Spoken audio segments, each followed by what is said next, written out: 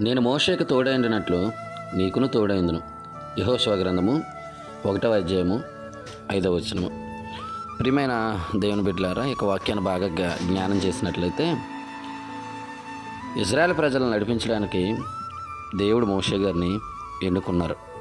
అలా ఎన్నుకున్నప్పుడు, ప్రభువా, నేను మాట నేర్పరిని కాను, నేను నోటి మాంద్యము నాలుక మాంద్యము గలవాడిని కాదని యెహోవాతో చెప్పగా, మానవునికి నోరిచ్చినవాడు ఎవడు?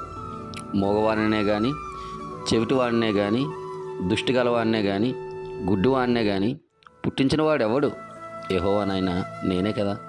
కాబట్టి మోషే, నువ్వు వెళ్ళు, నీ నోటికి తోడించి నువ్వేం పలకవలసిందో నోటికి బోధించి నా బిడ్డగా నిన్ను ముందుకు నడిపిస్తానని మోషే గారితో చెప్పినప్పుడు, మోషే గారు ఇజ్రాయెల్ ప్రజల్ని నడిపించడానికి ముందుకు వెళ్ళారు. అలా నడిపిస్తున్న యొక్క సమయంలో అనేకమైన సమస్యలు వారికి ఎదురయ్యాయి. అలా సమస్యలు ఎదురైనప్పుడు దేవుడు వారికి తోడుగా ఉన్నాడు. ప్రభువా, మాకు ఆహారం లేదన్నప్పుడు ఆకాశం నుంచి మన్నా కురవబడింది.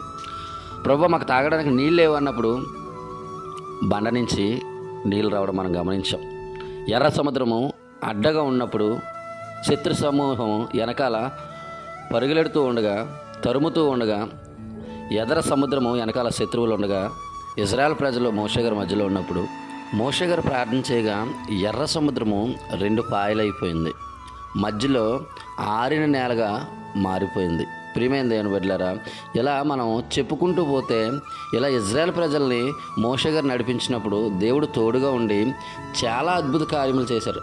ఫరో గారి దగ్గర కూడా చాలా అద్భుత క్రియలు చేశారు, ఆశ్చర్య కార్యములు చేశారు మోషే గారి ద్వారా. అలాగే మోషే గారు మృతి చెందిన తర్వాత మోషే గారి పరిచారకుడైన యెహోషువని ఎన్నుకొని యెహోషువ గారితో దేవుడు చెప్తున్న మాట, నేను మోషేకు తోడైనట్లు నీకును తోడైందును అని యెహోషువ గారిని బలపరుస్తున్న మాటలు ఇవి మనం ఇక్కడ చూస్తూ ఉన్నాం. ప్రియమైన దేవుని బిడ్డలారా, మోషే గారికి, ఇజ్రాయెల్ ప్రజలకి యెహోషువకి తోడై ఉన్న గొప్ప దేవుడు నీకును నాకును మనకును తోడై ఉన్నాడు. కాబట్టి ఆయన పైన ఆధారపడి ఆయన ఆశ్రయించి ప్రతి దినము కూడా ప్రార్థిస్తూ, ప్రతి దినము కూడా దేవుణ్ణి మహిమపరుస్తూ, దేవుని నామాన్ని ఘనపరుస్తూ ముందుకు నడిచినట్లయితే దేవుడు మనల్ని కాపాడే దేవుడు, కనికరించే దేవుడు, కష్టకాలంలో కన్నీరు తుడిచే దేవుడు, ఆపత్కాలంలో ఆదుకునే దేవుడు, మనల్ని నడిపించే దేవుడు. ఇజ్రాయెల్ ప్రజలు నడిపించిన దేవుడు గొప్పవాడు. అలాగే మనల్ని కూడా నడిపిస్తారు. కాబట్టి ఎన్ని సమస్యలున్నా ఎవరు నిరుత్సాహపడిపోకుండా దేవునిపైన ఆధారపడి ముందుకు సాగుదాం.